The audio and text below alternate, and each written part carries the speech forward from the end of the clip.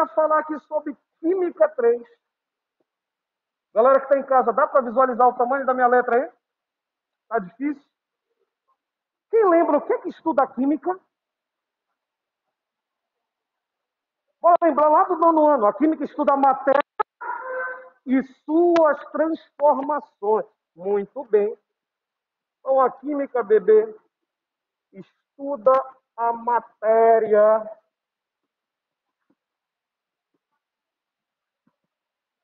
Tem alguém tentando entrar aí? Thalita. A matéria e suas transformações.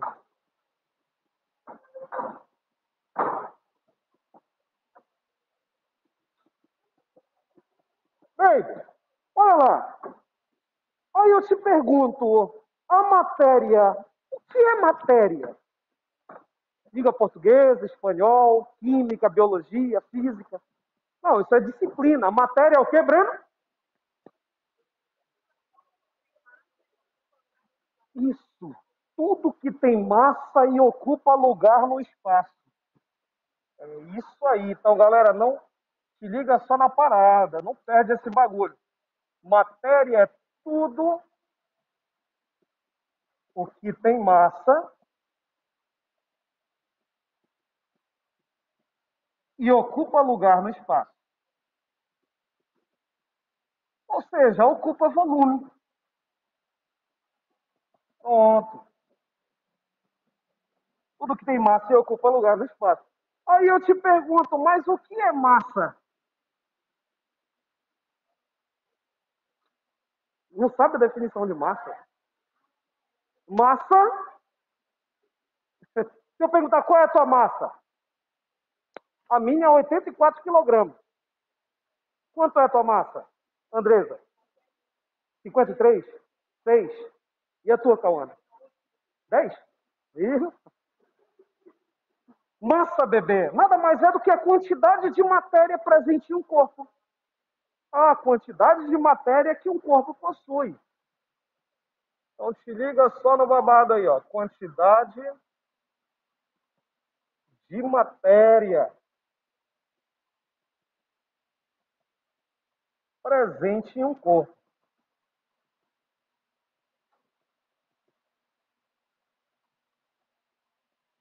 Pronto. Quantidade de matéria presente em um corpo. Tudo aquilo que ocupa lugar no espaço é matéria. Ou seja, tudo aquilo que tem volume. Nós somos matéria, o teu cabelo é matéria, a madeira é matéria, o ar é matéria, a água é matéria. Então, tudo é matéria no nosso universo, na nossa galáxia, no nosso planeta. E tudo que não for matéria é energia. Tá? Einstein falava que matéria e energia estão intimamente ligados. Tá? Então, toda vez que ocorre uma... bora falar em transformações agora. Toda vez que acontece uma transformação, bebê, na matéria, está relacionado também com a massa e diretamente com a energia. É por isso que a gente estuda lá na termoquímica, quando uma reação acontece, ela libera calor ou absorve calor. Tá? Então a energia está relacionada também. É claro, para que tenha uma reação química é necessário o quê? Quebra de ligações e formação de novas ligações químicas. Tá? Pode ser uma ligação iônica, covalente, metálica. Tudo isso a gente vai ver, Jefferson. Tá? Todo esse babado a gente vai rever. Então, galera, é muito conteúdo mesmo. Tanto em química, quanto em física, biologia, língua portuguesa. Mas é aí que está a parada, Gabriele. Tá? É tu, os teus livros, tá? Tem que focar na parada. Então, olha só, bora falar agora de transformações, bebê. Aí eu te pergunto, a química estuda a transformação. Tá? Existem dois tipos de transformação. As transformações físicas e as transformações químicas. Bebê, eu te pergunto, se eu pegar um pedaço de papel e rasgar aqui, ó, isso daqui é uma transformação física ou química? Física. O papel não deixou de ser papel, continua sendo papel. Aí se eu pegar e queimar esse papel agora, química ou física? Química. O papel deixou de ser papel, ele se transforma. Isso, ele vai se transformar em quê? Em cinzas, fumaça, que são os gases, e energia na forma de calor. Tá? Então acontece essa transformação. Mas eu te pergunto, eu posso, depois de queimado, eu posso pegar essas cinzas, a energia na forma de calor e os gases, e voltar a transformar em papel novamente? Até hoje não conseguiram fazer isso. Tá? Então, geralmente, uma reação química, uma transformação química, é quase que impossível tu pegar os produtos e voltar a transformar eles em reagentes. Isso só pode ser feito? Pode. No equilíbrio químico, numa reação reversível. Pode. Mas não é toda vez. Isso pode fazer.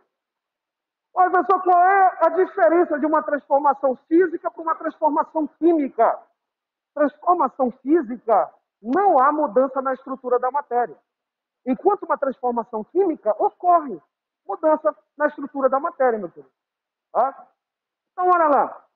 Se eu pegar essa água aqui e colocar ela para aquecer, estou aquecendo, e toda a água evapora. Aí eu te pergunto, é uma transformação química ou física? É uma transformação física. Porque a água vai apenas mudar de estado de agregação. Galera, cuidado com isso daí, tá?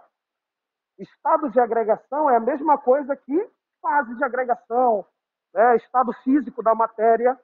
Só que no Enem, eles gostam de colocar fases de agregação, ou estados de agregação, sólido, líquido e gasoso. Ô, bebê, as moléculas de água que estavam na fase líquida vão passar para a fase gasosa, a fase de vapor. Tá? Então, mas a água não vai mudar, não vai deixar de ser água, continuará sendo água, H2O. Tá? Tranquilo isso daqui, transformações, beleza pura. Alguma dúvida? Não? Não? Não? Beleza. Agora, baby, bora falar um pouquinho, galera que está em casa, tá pegando essa parte do quadro aqui? Tá? Beleza. Então, bora falar aqui um pouquinho do histórico, bebê. Bora falar um pouquinho do histórico aqui da química. De onde veio a química? A química é uma ciência antiga. Beleza, beleza. A química é uma ciência não muito antiga, bebê, tá? Ela remonta da alquimia, dos alquimistas. Tá? Mas a lenda é que os alquimistas surgiram lá por volta do século III a.C., lá em Alexandria, no Egito, cidade fundada por Alexandre o Grande, o Conquistador e tal. E uns falam que nasceu em outras regiões, na Arábia e tal. Não se tem ao certo a origem, um lugar certo, de onde veio a alquimia. Então, olha só, bem. Então, bora falar primeiramente aqui de alguns filósofos. Eles tentaram, eles ficaram preocupados com a matéria. Eles queriam saber o que existia na matéria para que a água fosse líquida, para que o oxigênio fosse gasoso. Então, eles queriam explicar o que continha a matéria, a composição dela. Um dos primeiros carinhas que tentaram explicar foi Tales de Mileto. Ele falou que tudo que existia vinha da água. Essa era a ideia filosófica de Tales de Mileto, lá por volta do século VI a.C. Tá? Aí depois teve outros filósofos, teve Anaxímenes, que falou que tudo que existia vinha do ar, tá? E outros filósofos. Mas teve um carinha chamado Empédocles. Empédocles, ele falou o seguinte, bebê, isso lá por volta do século V a.C. 5 a.C. Esse carinha chamado Empédocles, ele falou que a matéria, que é tudo aquilo que tem massa e ocupa lugar no espaço, ela seria formada por 4 elementos. O pessoal já ouviu esse babado aí. Não foi Empédocles, foi Aristóteles. Não, na verdade, Aristóteles apenas aperfeiçoou essa teoria. Mas olha, a ideia original é desse carinha chamado Empédocles, desse filósofo grego aqui. Ele falou que a matéria era composta por 4 elementos. Quem eram esses 4 elementos, bebê? Isso, muito bem. Esses quatro elementos aqui, bebê, nada mais eram do que a água, o fogo, a terra, qual é o último? E o ar. Água, terra. Que termo, terra. Bom, água, fogo, terra e ar. De acordo com ele, Júlia, ele falava que tudo que existia na natureza, tudo que era matéria, era formado por esses quatro elementos. Ei, mas ficava somente no campo da filosofia, no campo das ideias. Porque para que haja ciência, é necessário um fator primordial, a experimentar isso. O método científico. Então, bebê, de acordo com eles, para que tudo que existe na natureza esteja mantido de forma harmoniosa, existiam duas forças que mantinham toda a matéria harmoniosamente. Quais eram essas duas forças, pessoal? Amor e ódio. Olha, teve alguém que falou, foi tu já? Então, de acordo com esse maluco aí, maluco entre aspas, tá, bebê? É o modo de falar. De acordo com ele, o amor e o ódio mantinham unidos esses quatro elementos. E eles em si, Kimberly, eles em si, juntos, formariam tudo que era matéria. Então, essa era a ideia aí de Empédocles. Tá? Aí, mais lá na frente, lá por volta do século IV, teve dois carinhas gregos, um chamado Leucipo e outro chamado Demócrito. Tá? Leucipo e Demócrito. Olha a ideia desses malucos aí, ó. Esses caras, eles eram contemporâneos aqui de Empédocles. Viveram por volta também do século V a.C. De acordo com eles, bebê, a matéria, eles não eram a favor da teoria aí de Empédocles. Tá? Eles falaram que a matéria seria composta por pequenas partículas, seria formada por pequeníssimas partículas. Olha as características dessas partículas aqui. Essas partículas seriam invisíveis e indivisíveis. Invisíveis e indivisíveis. Eles dois batizaram com o termo de átomos. Isso. Eles chamaram de átomos. Galera, a ideia de Leucipo e Demócrito era o seguinte, que a matéria ela pode ser dividida. Tá? Galera que está em casa, Kennedy, te liga aí. A matéria ela pode ser dividida sim. Eu posso dividir a matéria, mas só que vai chegar um ponto em que eu vou chegar a um ponto que eu não vou conseguir mais dividir ela. Então, de acordo com Leucipo e Demócrito, esse ponto onde a matéria não pode ser dividida é onde? O átomo. Quando eu chegar no átomo, vai ser impossível a divisão da matéria. A palavra átomo, A significa não e tomos significa divisível. Então, não divisível. Pronto. Galera, e por incrível que pareça, nós sabemos que o átomo ele é divisível. Em 1897, veio Thomson, que descobriu o elétron. Tá? Aí passou a matéria a ter divisibilidade. Porque a ideia da matéria, do átomo ser indivisível, quer dizer que dentro dele não existia partícula menor que ele, que compunha o átomo. Mas Thomson, em 1897, provou isso, que a matéria pode ser sim dividida. Tá?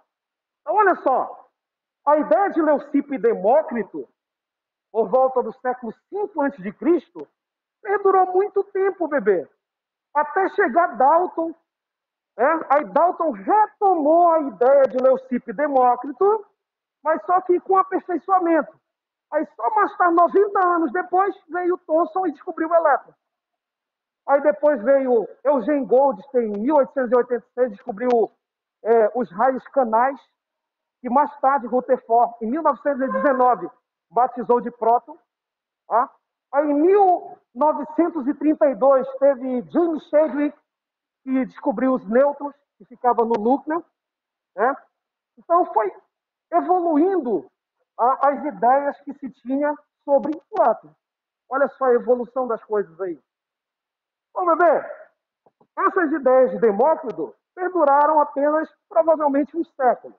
Aí depois, um século depois, veio um outro carinha chamado de Aristóteles. Olha só as ideias de Aristóteles.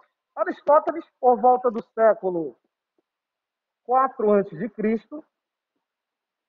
ele falou o seguinte: ele retoma as ideias de Empédocles. Ele falou, ele não aceitou a ideia de Leucipo e Demócrito. A matéria não é formada por átomos, não. Tá? Aí ele pegou, não, Empédocles está correto. Tudo que é matéria é formado por esses 4 elementos, teoria dos 4 elementos. Então esse carinha aqui, ó, ele retomou as ideias de Empédocles.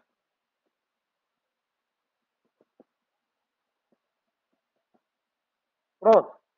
Sobre a teoria dos 4 elementos. Mas só que ele aperfeiçoou ela. Pamela, ele pegou as ideias desse carinha lá e aperfeiçoou, cara. Aí falou, não, tá calma, não é bem assim. Bora ajeitar esses babados aí. Aí ele pegou e fez o seguinte: como professor ele aperfeiçoou? A ideia dele era essa daqui, bebê. Pegou os 4 elementos e tentou explicar.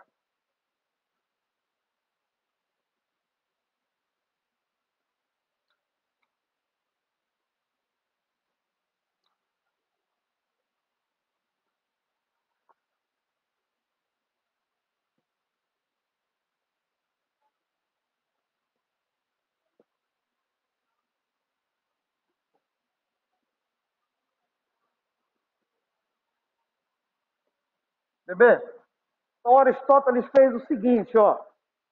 Para que o fogo exista, o fogo foi originado também da combinação entre o quente e o seco. O quente e o seco originou o fogo. Então essa era a ideia deles. O úmido e o quente originou o ar. O úmido e o frio originou a água. O frio e o seco originou a terra.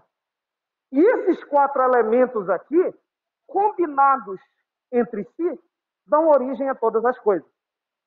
Então era essa a ideia aqui de Aristóteles. Ele retoma, mas só que com aperfeiçoamento.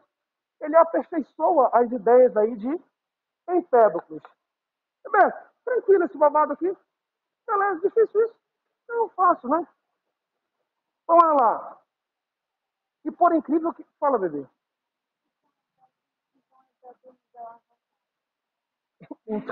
Então, Empédocles é o Avatar.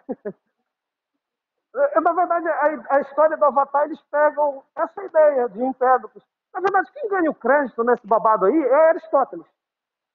Aí os caras esquecem Empédocles. Foi a ideia. Aí Aristóteles que ganha aí o peixe grande. Tá? Deixa eu trocar de fone que esse daqui já foi.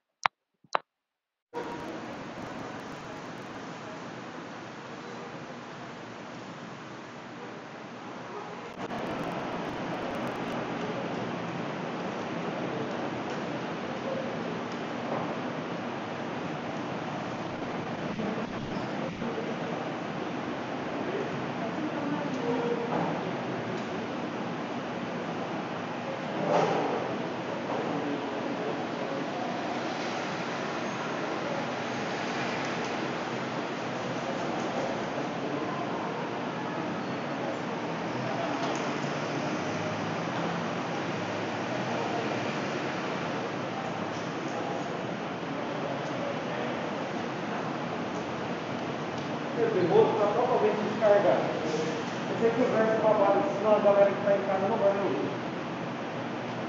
Eu gosto dessa onda.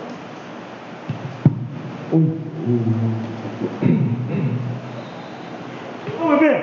Parada é o seguinte. Parada é o seguinte, meu filho, olha só. Minha voz muda, né? É mais bonita, né, meu filho? É mais horrível, né? Então, galera, olha só. As ideias desses carinhas aqui ficavam somente no campo das ideias, da filosofia e tal. Não existia ciência. A ciência, praticamente, o método científico, ele se consolida com Robert Boyle, por volta lá do século XVII. Robert Boyle vem e utiliza o método da experimentação pela primeira vez. Ele estuda lá, ele faz o estudo dos gases, das isotermas, e praticamente o início do método científico é com ele. Tá? Até então, os filósofos dominavam. Professor, mas isso daqui não é válido? Não, isso daqui é válido sim, isso daqui é importante. Porque através dessas ideias, desses filósofos aí, nós temos um grande avanço científico, que mais tarde surge aí com a alquimia. Tá? Os alquimistas contribuíram grandemente para a evolução da ciência, principalmente da química. Então olha só, bebê, tranquilo esse babado aí. Deixa eu tirar um printzinho aqui.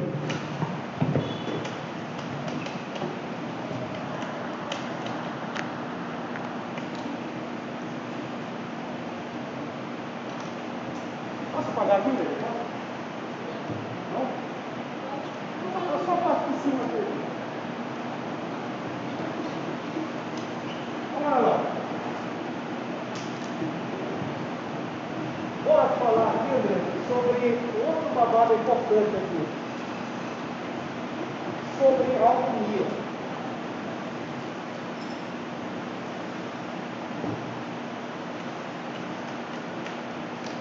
Então, galera, reza a lenda que a alquimia surgiu lá por Alexandria, por volta do século III a.C. Reza a lenda. Pessoal, os alquimistas, aqueles que praticavam alquimia, eles estudavam o quê? Eles misturavam, galera, eles mesclavam ciência e esoterismo, misticismo. Tá? Tanto que no período da Idade das Trevas ocorreu lá a caça às bruxas, eles eram considerados como bruxos. Aí começou lá, coitado, bora, todos aqueles que estiverem praticando a alquimia vão ser mortos na fogueira da Santa Inquisição. Por quê? Eles eram considerados hereges, possessos pelo capiroto. Então, alquimia, Breno, é uma mistura de ciência e misticismo.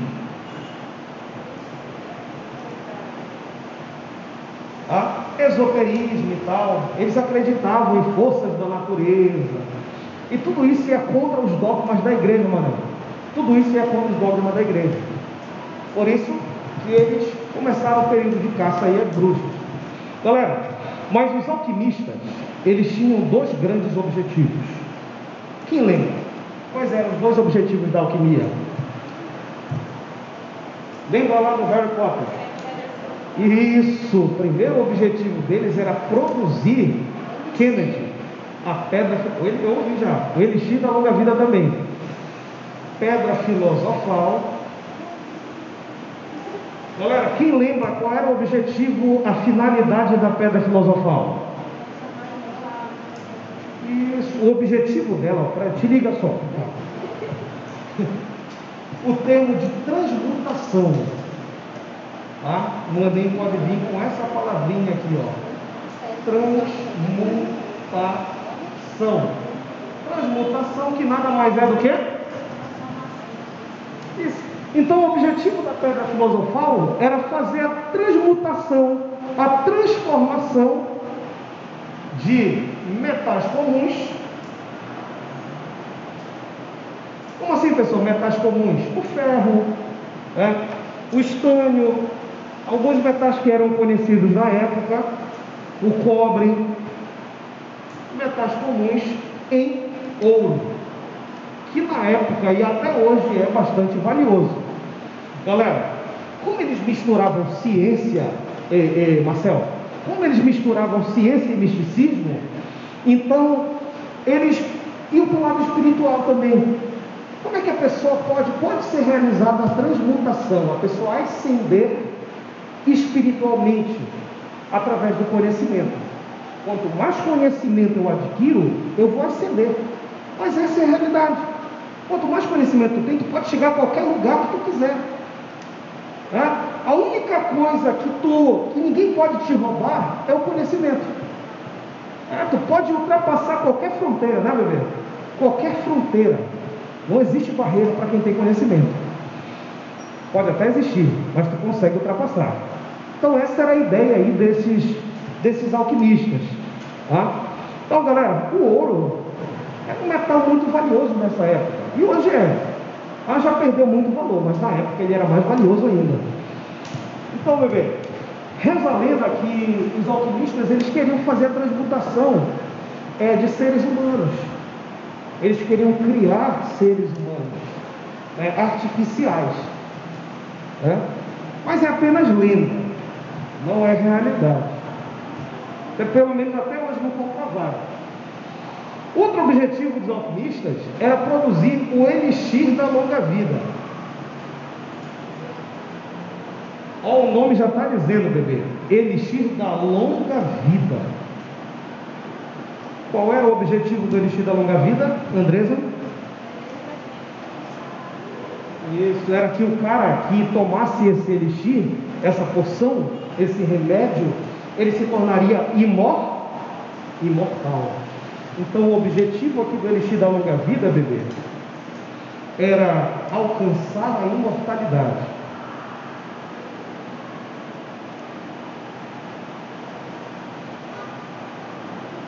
Alcançar a imortalidade. Então seria uma poção que curaria todos os males da humanidade, todas as doenças, tanto seja doenças físicas quanto doenças espirituais. Então esse era o objetivo aí do elixir da longa vida. Galera, 3 princípios básicos da alquimia eram o seguinte: 3 substâncias que eram conhecidas na época: o sal, o enxofre e o mercúrio. De acordo com eles, o sal ele representava o corpo, enquanto o mercúrio, se não me falha a memória, representava o espírito. Se não me engano, mais ou menos assim que eu estou lembrado. E o outro representava a alma. Então tudo que eles faziam, eles utilizavam mercúrio, sal, enxofre. O enxofre era o espírito, o mercúrio era a alma. Lembrei. Então tudo que eles faziam, essas poções que eles queriam alcançar a imortalidade, eles utilizavam esses elementos que eles conheciam na época. Detalhe, o mercúrio é cancerígeno, é tóxico. Então muitos deles morreram provando essas poções, essas substâncias. E muitos acabaram morrendo. Em nome de quem? Em nome de quem? Em nome de quem? Da ciência. Muitos levaram o farelo, por causa da ciência. Mas detalhe, a ciência era mais valiosa. Então olha lá, bebê. Mas pessoal, os alquimistas, apesar de tudo que eles sofreram, muitos foram mortos por provarem substâncias tóxicas, cancerígenas. Muitos foram mortos na fogueira da Santa Inquisição. Mas eles não tiveram uma contribuição? Sim, a alquimia é precursora da química. Então, os alquimistas, eles tiveram contribuições sim para a ciência. Quais foram as contribuições? Então, olha só. Algumas contribuições dos alquimistas, meu Deus. Eles conseguiram criar técnicas de laboratório, técnicas e equipamentos de laboratório. Então, o método da destilação foram os alquimistas que criaram. Eles destilavam as bebidas alcoólicas que eles bebiam na época e tal, alguns ungüentos, né, que eles utilizavam para cicatrizar feridas, ferimentos e tal, todo esse babado. Então, inúmeras contribuições, meu Deus. Coitado, pobrezinho, né? Foram caçados pela igreja, acusados de serem bruxos, aí muitos foram mortos. Bem, mas pessoal, a ciência em si, quando começa a surgir a química?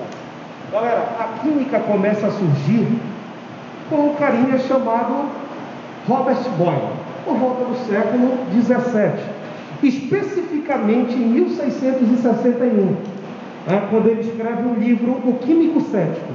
É a primeira vez que se ouve o termo química. Tá? Mas antes desse carinha aí chamado Robert Boyle, teve um outro carinha chamado Paracelso. Paracelso, galera, ele funda a atoquímica.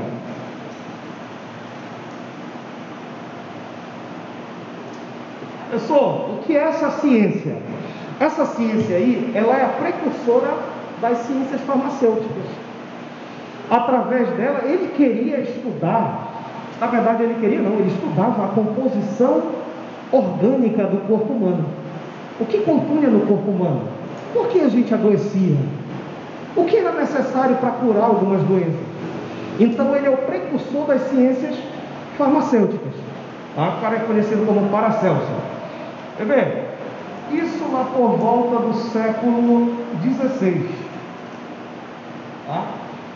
Aí vem esse carinha que teve uma contribuição fundamental chamado Robert Boyle. Bebê, Robert Boyle, vocês lembram dele lá? Não lembram dele, bebê? O estudo das isotérmicas. Robert, Lady Boyle Mariotti. Lembrou agora, né? Esse maluco aqui, ele em 1661, por volta do século 17, ele publica um livro.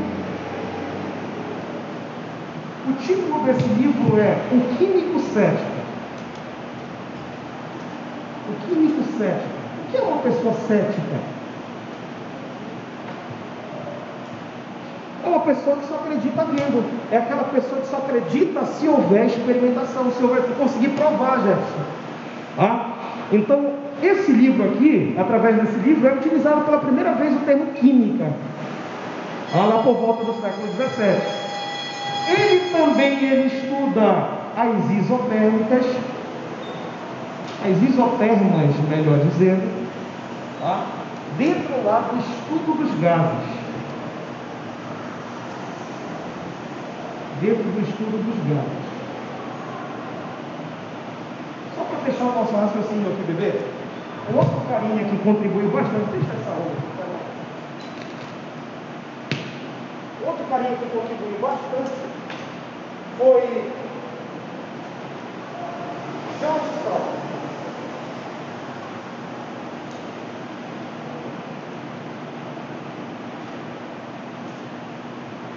Esse carinha aqui chamado John Stroll, lá por volta do século XVII e XVIII, meados do século XVII, início de XVIII, esse carinha aqui estuda um fenômeno, a combustão.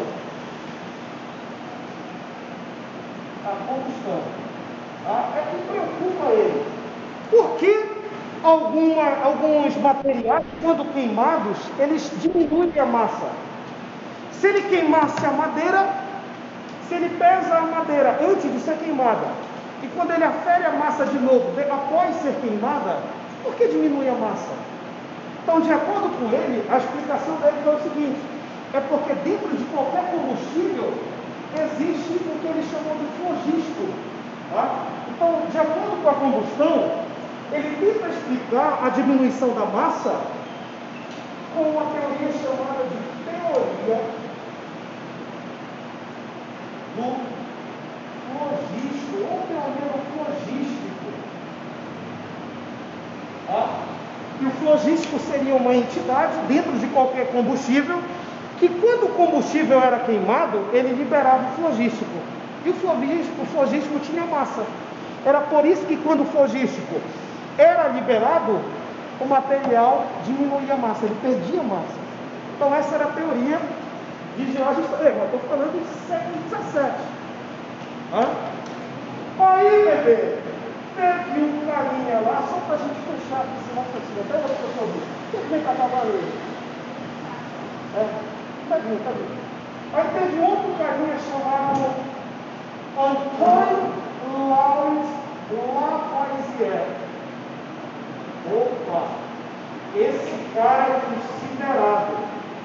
Bebê, estamos falando aqui sobre o século XVIII. Século XVIII. Esse carinha aqui, conhecido como o pai da química moderna. Pai da química moderna. Esse maluco aqui, ele publica um livro em 1789, mano. Esse livro tem o título de Tratado Elementar da Química. Então, em 1789,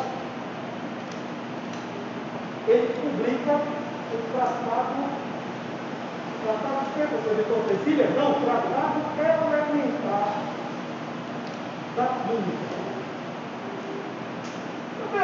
Lembra da frase dele que se diz: na natureza nada se cria, nada se perde, tudo? Isso. Esse carinha criou essa lei da conservação da massa. Então ele revolucionou a história da química. Teve um carinha chamado, contemporâneo dele, chamado Joseph Priestley. Joseph Priestley, ele tentou descobrir o que compunha a maioria das coisas quando eram queimadas. Mas só que foi Lavoisier que descobriu o oxigênio. Priestley tentou descobrir. Ele falou que tinha uma entidade, algo, algum gás presente lá dentro. Para que haja combustão, era necessário ter esse elemento. A Lavoisier falou: ei, é o oxigênio. Aí ele consolida a ideia de oxigênio. Então, bebê, esses carinhas aqui, tudinho tiveram contribuição grandiosa dentro da química. Então, bebê, por hoje, tranquilo isso daqui.